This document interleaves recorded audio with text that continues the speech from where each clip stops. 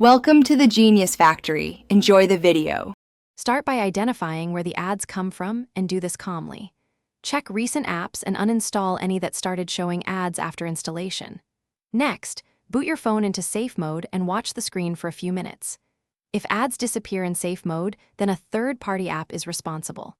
Finally, open Settings apps and inspect apps with full screen or overlay permissions. Note any suspicious app names and the date they were installed.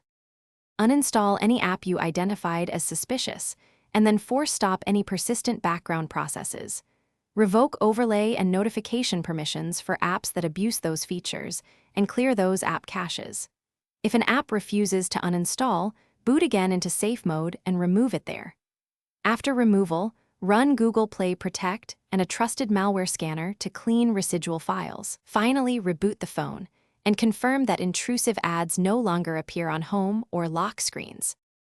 Take steps to prevent ads returning in the future by resetting your advertising ID and opting out of ad personalization in Google settings.